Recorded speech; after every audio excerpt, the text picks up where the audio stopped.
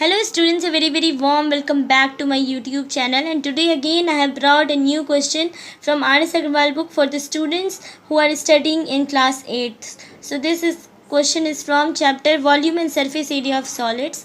So this is question number 10. So I am going to read the question first. So the question is, a wall 15 meter long, 30 centimeter wide and 4 meter high is made of bricks, each measuring 22 centimeter into 12.5 centimeter into 7.5 centimeter. So if 1 by 12 of the total volume of the wall consists of mortar, then how many bricks are there in the wall? तो question में क्या कह रहा है? Question में कह रहा है कि एक दीवार है, वॉल है, मतलब एक दीवार है जिसका लेंथ कितना है 15 मीटर, उसका ब्रेथ है 30 सेंटीमीटर और उसकी हाइट कितनी है 4 मीटर.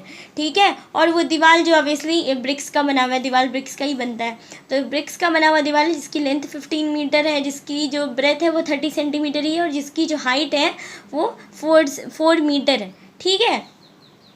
देन ईच वो क्या ईंटे का बना हुआ है, ब्रिक्स का बना हुआ है. ब्रिक्स का जो है, ब्रिक्स का वॉल्यूम क्या दिया हुआ है, ब्रिक्स का जो है वो वॉल्यूम ही दे दिया है कि 22 centimetre into 12.5 centimetre into 7.5 centimetre, ये ब्रिक का वॉल्यूम है. ठीक है. तो अब कह रहे हैं वॉल में, वॉल है, वॉल तो ब्रिक, जब भी कहीं भी वॉल बनता है तो सिर्फ ब्रिक्स से तो बनता ही नहीं. ब्रिक्स के बगल में वो जो हम सीमेंट का नहीं, मोर्टार उसको कहते हैं, उसको क्या कहते हैं, जब भी हम वॉल बनाते हैं दो ईंटे के बीच में डालते हैं उसको चिपकाने के लिए. ठीक है. तो उसको हम मोर्टार कहते हैं. तो वॉल जो भी बना है उसमें 1/12 पार्ट जो वो मोर्टार है और बाकी ब्रिक्स है. तो कितना ब्रिक्स उस दीवार में लगाया गया है. सो इस क्वेश्चन को हम कैसे सॉल्व करेंगे. ठीक है. सो I am going to solve this question in this complete video. So please watch video till the end and then तभी आपको समझ आएगा कि ये क्वेश्चन कैसे बनेगा. So now I am going to solve it. 10 में सबसे पहले तो दीवार का लेंथ कितना है, length is equal to 15 metre, breadth कितना है 30 सेंटीमीटर और हाइट कितना है 4 मीटर. तो अब क्या है ना कि यूनिट जो है वो तीनों का सेम नहीं है, तो पहले बात हम यूनिट को सेम करेंगे. 15 मीटर को 15 इंटू 100 कर देंगे तो ये 15 सेंटीमीटर हो जाए, 1500 सेंटीमीटर हो जाएगा. मीटर से सेंटीमीटर में कन्वर्ट करने के 100 से मल्टीप्लाई करते हैं, आपने पहले पढ़ा ही होगा. और ये सेंटीमीटर में आया, इसको 4 मीटर, 4 इंटू 100 सेंटीमीटर, तो कितना हुआ 400 सेंटीमीटर आ गया. अब क्या कह रहा है, दीवार का वॉल्यूम कितना होगा, हम दीवार का वॉल्यूम फाइंड कर लेंगे. सो वॉल्यूम ऑफ वॉल, इसमें हम आंसर फाइंड कर लेंगे. सो 1500 centimetre into 30 centimetre and into 400 centimetre. इसको मल्टीप्लाई करो कितना होगा, तो कितने ज़ीरो से 1 2 3 4 5, पहले तो 5 जीरो लिख लो यहाँ पे, 3 तो ये 5 जीरोस आने ही हैं. 15 3 सा 45 एंड 45 इंटू 4 कितना होता है 180 सेंटीमीटर क्यूब. ठीक है. अब इसमें कह रहा है कि वन जो ब्रिक्स का क्या है मतलब वॉल्यूम. अब इसमें कह रहा है 1/12 of the total volume of wall consist of mortar. तो पहले मोर्टार का वॉल्यूम क्या है वो फाइंड कर लेते हैं. So volume of mortar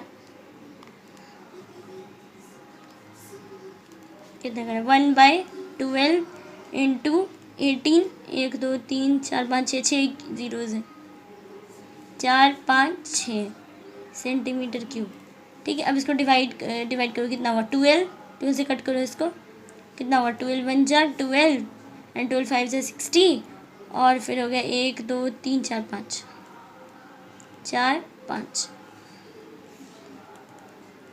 150 0 0 0 0 centimetre cube.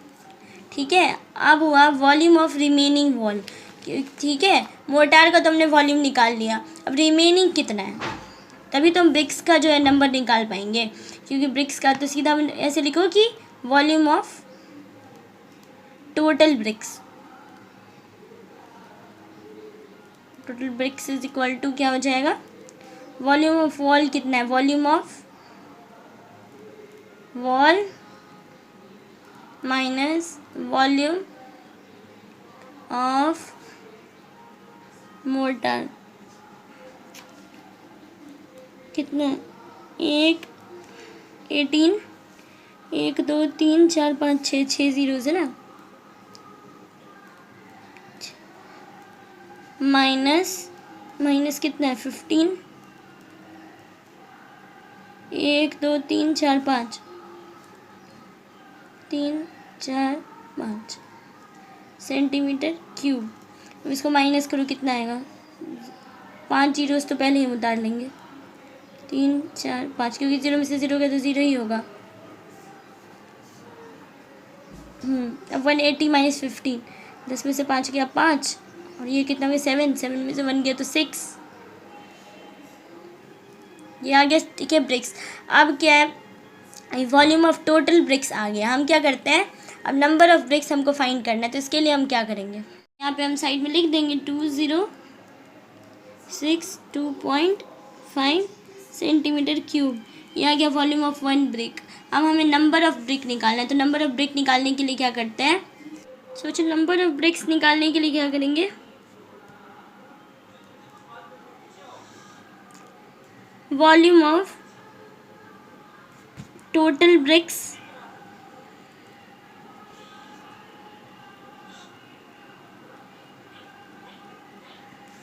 Divided by volume of 1 brick is equal to 165,000,000 centimetre cube divided by 2062.5 centimetre cube. यही है। अब इसको हमको क्या करना है, डिवाइड करना है। ये बड़ा नंबर है ना, इसको एक पॉइंट को यहाँ के 0 कर दो, ठीक है। और इसको अब से क्या करते हैं, हम रफ में पहले इसको डिवाइड कर लेते हैं। तो ये कितना आ गया, 165,000,000 बाई 2062.5। इसको ध्यान से डिवाइड करना है, इसमें गलती होने के चांसेस हो सकते हैं। सो ठीक है, इसको ठीक से ऐसे कट करना है। तो ये कितना हो जाएगा, 5 3 ज़ा 15 और 5 3 ज़ा 15 फिर तो 0 0 0 0 0 0 0 0 0 0 0 0 और ये कितना हो जाएगा, 5 4 ज़ा 20, 5 1 ज़ा 5, 5 2 ज़ा 10 और ये 5 5 ज़ा 25। अगर ये फिर कटेगा तो ये कितना हो जाएगा, 5 6 ज़ा 30, अगेन 5 6 ज़ा 30 और ये 0 0 जो 5 0 0 0 0 0, ये तो 3 है। और ये कैसे कटेगा, 5 8 ज़ा 40, 5 2 ज़ा 10 और उसके बाद 5 5 ज़ा 25। ठीक है, अब इसको फिर से डिवाइड करेंगे तो ये कितना हो जाएगा, 5 1 ज़ा 5, 5 3 ज़ा 15 एंड देन 5 2 ज़ा 10 एंड देन 0 0 0 0 0 0 0 0। ये कितना हो जाएगा, 5 1 ज़ा 5, 5 1 ज़ा 5, 5 6 ज़ा 30 एंड अगेन 5 1 ज़ा 5, 5 5 ज़ा 25।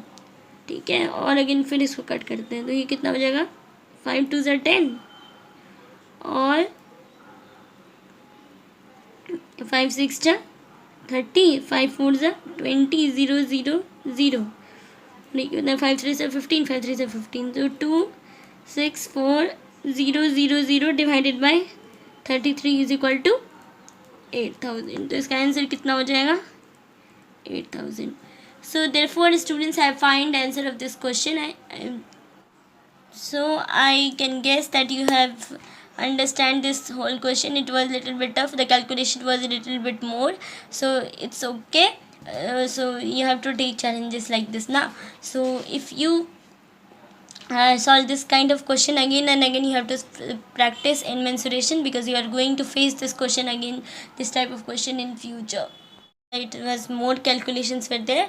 So if you like my video, then please press the like button, and please subscribe my channel, so that I'll bring more videos and maths, and I will try to make your maths easy. Thank you. Goodbye.